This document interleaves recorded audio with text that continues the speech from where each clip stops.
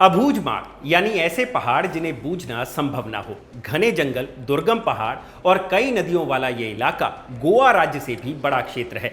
ये इलाका कितना दुर्गम और जंगल कितने घने हैं, इसका अंदाजा इसी बात से लगाया जा सकता है कि आज तक इस इलाके की मैपिंग नहीं हो पाई है। लेकिन इसके पीछे वजह केवल इसका दुर्गम होना ही नहीं है, बल्कि यहाँ के जंगलों में छिपे खतरनाक नक्सली भी हैं।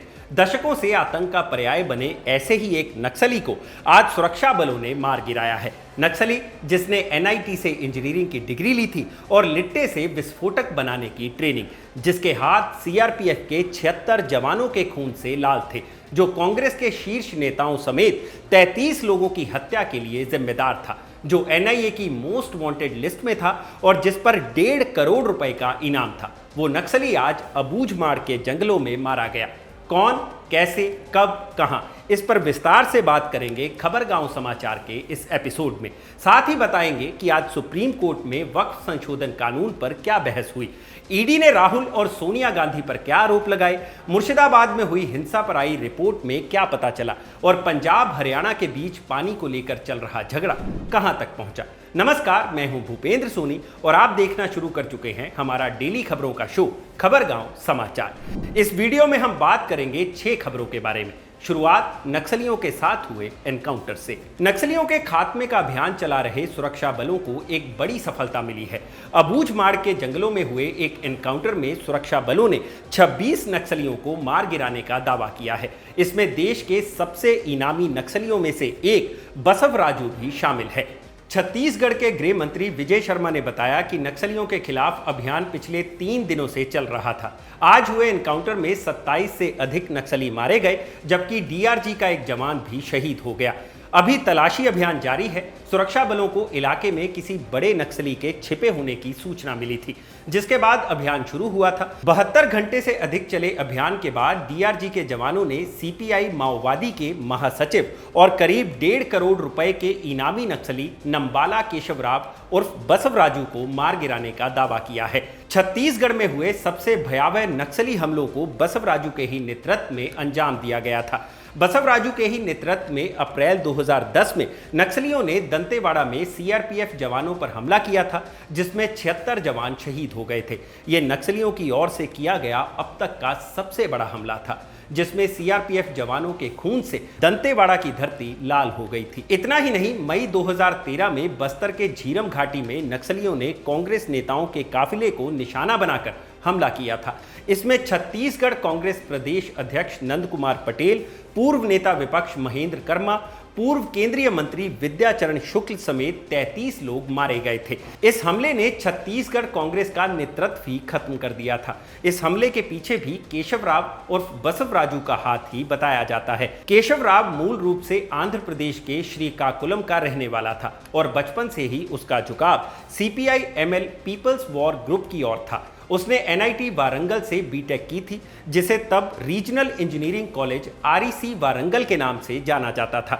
जब केशवराव यहां पढ़ाई कर रहा था, उस वक्त आरईसी वारंगल माओवादी विचारधारा से सहानुभूति रखने वालों का एक बड़ा केंद्र था। कॉलेज में इंजीनियरिंग पढ़ने वाले कई छात्रों ने बंदूक उठा ली थी और अबूझमाड़ के जंगलों में उतर गए थे। केशवराव भी इनमें से एक था।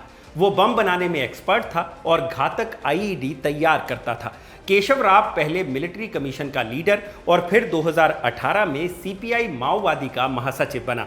1980 में भारतीय कम्युनिस्ट पार्टी मार्क्सवादी लेनिनवादी पीपल्स वॉर यानी सीपीआई एमएल पीडब्ल्यू के गठन में बसवराजू ने अहम भूमिका निभाई थी। मीडिया रिपोर्ट्स के मुताबिक बसवराजू ने गणपति और किशनजी जैसे माओवादी नेताओं के साथ तमिल विद्रोहियों से एम्बुश लगाने और विस्फोटकों से हमला करने की ट्रेनिंग ली थी। नंबाला केशवराव नाम और भेष बदलने में माहिर था और लंबे समय से सुरक्षा बलों के लिए चुनौती बना हुआ था। वो एनआईए की मोस्ट वांटेड लिस्ट में था और करीब 1.5 करोड़ रुपए का इनामी था। अबूझमाड़ के जंगलों में उसके छिपे होने की सूचना मिलने के बाद डीआरजी के जवानों ने 3 दिन पहले ऑपरेशन शुरू किया था। अबूझमाड़ बस्तर क्षेत्र के नारायणपुर, बीजापुर और दंतेवाड़ा जिलों में फैला घना जंगली इलाका है। इसका कुछ हिस्सा महाराष्ट्र में, तेलंगाना में भी आता है। इस विशाल जंगल का एक बड़ा हिस्सा ऐसा है जिसकी आज तक पूर्ण रूप से मैपिंग नहीं हो पाई है। ये क्षेत्र इतना दुर्गम है कि यहाँ तक पहुँचना और यहाँ की भौगोलिक स्थिति को समझना अभी भी एक चुनौती बना हुआ है। अबूझमाड़ के घने जंगलों, ऊबड़ खाबड़ पहाड़ियों और नदियों से भरे इलाके का फायदा नक्सली समूह लंबे समय से उठाते रहे हैं। केशवराव उर्फ बसवराजू का मारा जाना सुरक्षा बलों के लिए बड़ी सफलता है। छत्तीसगढ़ के मुख्यमंत्री, गृह मंत्री ने इस सफलता के लिए सुरक्षा बलों को बधाई दी है। केंद्रीय गृह मंत्री अमित शाह ने ट्वीट कर जवानों को बधाई दी और इसे ऐतिहासिक उपलब्धि बताया है। उन्होंने ट्वीट कर लिखा, नक्सलवाद को खत्म करने की लड़ाई में एक ऐतिहासिक उपलब्धि। आज छत्तीसगढ़ के नारायणपुर में एक ऑपरेशन में हमारे सुरक्षा बलों ने 27 खूंखार माओवादियों को मार गिराया है, जिनमें सीपीआई माओवादी के महासचिव, शीर्ष नेता और नक्सल आंदोलन की रीढ़ नंबाला केशवराव उर्फ बसवराजू भी शामिल है। नक्सलवाद के खिलाफ भारत की लड़ाई के 3 दशकों में यह पहली बार है कि हमारे सुरक्षा बलों द्वारा एक महासचिव स्तर के नेता को मार गिराया गया है। मैं इस बड़ी सफलता के लिए हमारे बहादुर सुरक्षा बलों और एजेंसियों की सराहना करता हूं। ये बताते हुए भी खुशी हो रही है कि ऑपरेशन ब्लैक फॉरेस्ट के पूरा होने के बाद छत्तीसगढ़, तेलंगाना और महाराष्ट्र में 54 नक्सलियों को गिरफ्तार किया गया है और 84 नक्सलियों ने आत्मसमर्पण किया है। मोदी सरकार 31 मार्च 2026 से पहले नक्सलवाद को खत्म करने के लिए दृढ़ संकल्पित है। इससे पहले नक्सलियों के खिलाफ CRPF, Chhattisgarh police, DRG, Bastar fighters और तेलंगाना पुलिस ने मिलकर लगातार 21 दिनों तक ऑपरेशन कर्रेर गुट्टा चलाया था, जिसमें कर्रेर गुट्टा की पहाड़ियों और जंगलों को नक्सलियों से मुक्त कराने का दावा किया गया है। कर्रेर गुट्टा को नक्सल कमांडर हिड़मा और सबसे खूंखार मानी जाने वाली बटालियन 1 का गढ़ माना जाता था, लेकिन अब यहां भी सुरक्षा बलों ने अपना खूंटा गाड़ दिया है और इलाके को नक्सलियों से मुक्त करने का दावा किया है। बढ़ते हैं अब अगली खबर की ओर, जो है सुप्रीम कोर्ट से। सुप्रीम कोर्ट में आज लगातार दूसरे दिन वक्फ संशोधन कानून 2025 को चुनौती देने वाली याचिकाओं पर सुनवाई हुई। चीफ जस्टिस बीआर गवई और जस्टिस एजी मसीह की बेंच मामले की सुनवाई कर रही है। सुनवाई के पहले दिन यानी कल वक्फ संशोधन कानून 2025 को असंवैधानिक बताने वाले याचिकाकर्ताओं ने अपना पक्ष रखा था। दावा किया था कि इस कानून के जरिए सरकार वक्फ संपत्तियों का धीरे धीरे अधिग्रहण करना चाहती है। ये कानून संविधान द्वारा दिए गए धार्मिक अधिकारों का उल्लंघन करता है। आज सरकार ने अपना पक्ष रखा, कहा कि यह संशोधन कानून उन तमाम समस्याओं का समाधान करता है जिनका समाधान ब्रिटिश सरकार और आज़ादी के बाद की सरकारें भी नहीं कर पाई।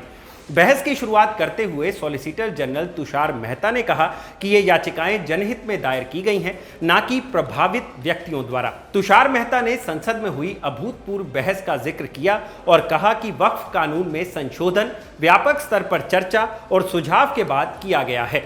तुषार मेहता ने बताया कि इस विषय पर 97 लाख से अधिक लोगों ने सुझाव दिए। जेपीसी की 36 बैठकें हुई, कई स्तर पर मीटिंग्स हुई और संशोधनों पर विस्तार से चर्चा हुई। 25 वक्फ बोर्ड से भी राय ली गई, कई ने खुद आकर अपनी बातें रखी, राज्य सरकारों से भी सलाह ली गई और संसद के दोनों सदनों में अभूतपूर्व बहस के बाद इसे पारित किया गया। एसजी मेहता ने याचिकाकर्ताओं की इस दलील को खारिज किया कि वक्फ छीना जा रहा है। उन्होंने कहा कि यह झूठी कहानी बनाई जा रही है कि वक्फ छीना जा रहा है, देश को गुमराह किया जा रहा है। मेहता ने कहा कि उद्देश्य वक्फ रजिस्ट्रेशन को प्रोत्साहित करना है। अगर रजिस्ट्रेशन नहीं हुआ है तो इसके लिए 6 महीने का समय दिया जा रहा है। मेहता ने अनुच्छेद 25 के उल्लंघन की दलीलों पर कहा कि इस पर कोई विवाद नहीं है कि वक्फ एक इस्लामिक अवधारणा है, लेकिन वक्फ इस्लाम का अनिवार्य हिस्सा नहीं है। उन्होंने आगे कहा कि अगर कोई मुसलमान जो आर्थिक रूप से सक्षम नहीं है वक्फ नहीं बनाता है तो क्या वो मुसलमान नहीं रह जाएगा? दान हर धर्म का हिस्सा है, ईसाइयों का भी, सिखों का भी और हिंदुओं का भी, लेकिन ये अनिवार्य नहीं है। वक्फ बोर्ड में गैर मुस्लिम सदस्यों के होने पर उठाई गई आपत्तियों का जवाब देते हुए तुषार मेहता ने हिंदुओं के धार्मिक स्थलों के प्रबंधन से इसकी तुलना को गलत बताया। उन्होंने कहा कि वक्फ धर्मनिरपेक्ष गतिविधियों से संबंधित है, जबकि हिंदू बंदोबस्ती केवल धार्मिक गतिविधियों से संबंधित है। करीब 3 घंटे तक सॉलिसिटर जनरल तुषार मेहता ने केंद्र सरकार का पक्ष रखा। अब कल फिर से याचिकाकर्ता और केंद्र सरकार अपना अपना पक्ष रखेंगे। अगली खबर के लिए चलते हैं पश्चिम बंगाल। वक्फ कानून में संशोधन के बाद मुर्शिदाबाद में हिंसा हुई थी। कलकत्ता हाई कोर्ट ने इस हिंसा की जांच के लिए 3 सदस्यीय कमेटी बनाने का निर्देश दिया था। अब कमेटी ने अपनी रिपोर्ट सौंप दी है। इस रिपोर्ट में राज्य सरकार और पुलिस पर गंभीर आरोप लगाए गए हैं। इंडियन एक्सप्रेस में छपी खबर के मुताबिक रिपोर्ट्स में तृणमूल कांग्रेस के स्थानीय नेताओं को हिंसा के लिए जिम्मेदार बताया गया है।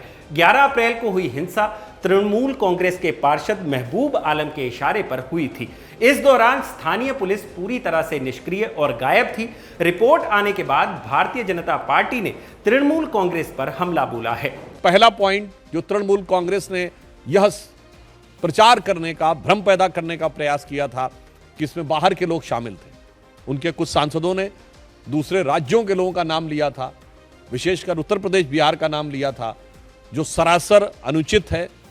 परंतु इस फाइंडिंग में बहुत साफ साफ तौर पर तृणमूल कांग्रेस के नेता और एमएलए का नाम भी सामने आया है और इसमें कहा गया है कि उनके 11 अप्रैल को, मैं इसको एज इट इज रीड करना चाहता हूं, all the attacks were carried out on the Friday 11th of April from 2 PM onwards under the instructions of local councillor Mehboob Alam and police and administration done nothing। तो ममता जी, ये तो आपकी party के बहुत महबूब नजर आ रहे हैं, आपकी पार्टी के बड़े प्रिय नजर आ रहे हैं। ये बात अब फाइंडिंग्स में बिल्कुल साफ हो गई। बढ़ते हैं अगली खबर की तरफ। अगली खबर भी सुप्रीम कोर्ट से है। सुप्रीम कोर्ट ने अशोका यूनिवर्सिटी के प्रोफेसर अली खान महमूदाबाद को जमानत दे दी है। प्रोफेसर अली खान ने ऑपरेशन सिंदूर, भारतीय सेना और महिला अधिकारियों के बारे में सोशल मीडिया पर एक पोस्ट किया था। इस पर कुछ लोगों ने आपत्ति जताई थी और शिकायत दर्ज कराई गई थी, जिसके बाद पुलिस ने 18 मई को उन्हें गिरफ्तार कर लिया था। प्रोफेसर खान ने बाद में अपना पोस्ट हटा लिया था। हालांकि बहुत सारे लोगों ने उनका समर्थन भी किया और कहा कि उन्होंने कुछ ऐसा नहीं कहा जिसकी वजह से उन्हें गिरफ्तार कर लिया जाए।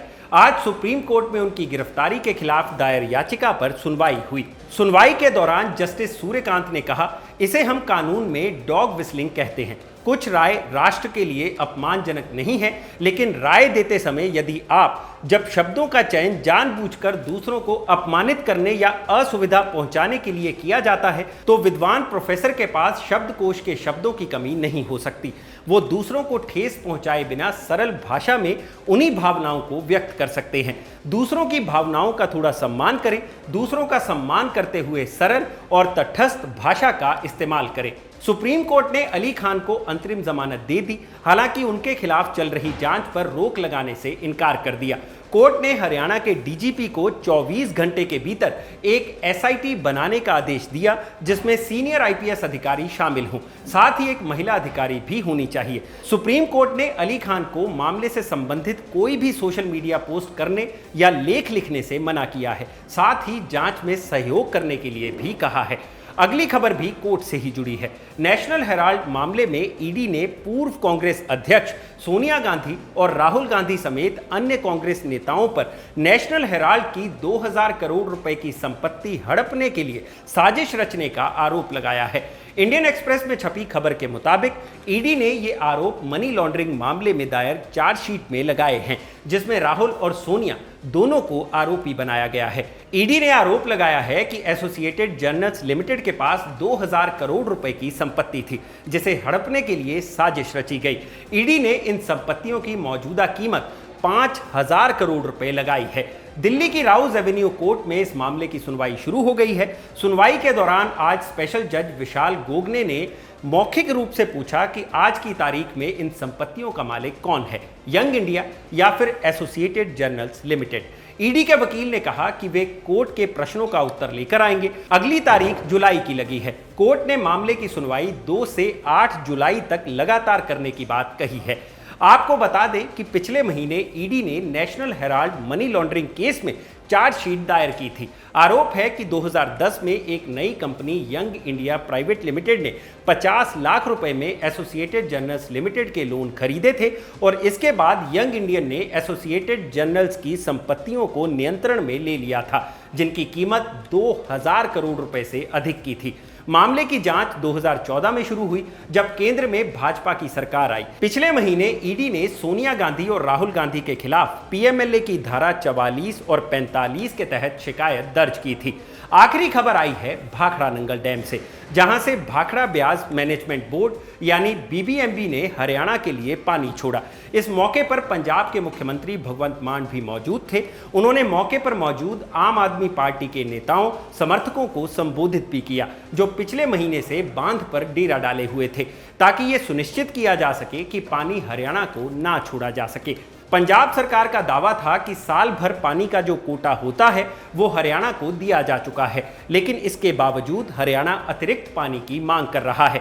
जबकि हरियाणा और दिल्ली की सरकारों ने आरोप लगाया था कि पंजाब सरकार जानबूझकर पानी रोक रही है।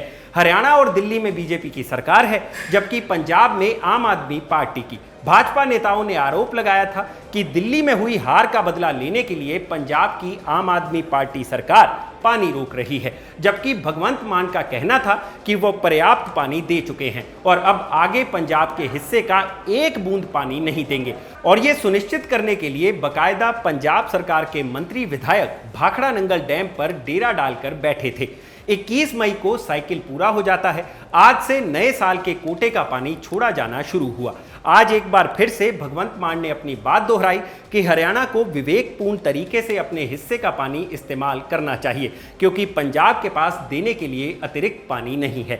भगवंत मान ने बताया कि करार के मुताबिक पंजाब हरियाणा को हर साल 15.06 लाख क्यूसेक पानी देता है, लेकिन हरियाणा पहले ही 16.48 लाख क्यूसेक पानी पंजाब से ले चुका था, जिसके बाद पंजाब ने हरियाणा का पानी रोका था। इस पूरे मसले पर आप क्या सोचते हैं, हमें कमेंट सेक्शन में जरूर बताएं। आज के खबरगांव समाचार में इतना ही। यह समाचार लिखा था मेरे साथी गौरव श्यामा पांडे ने और इसे कैमरा के पीछे रिकॉर्ड किया है मेरे साथी सर्वेश ने। आप देख रहे हैं खबरगांव। शुक्रिया।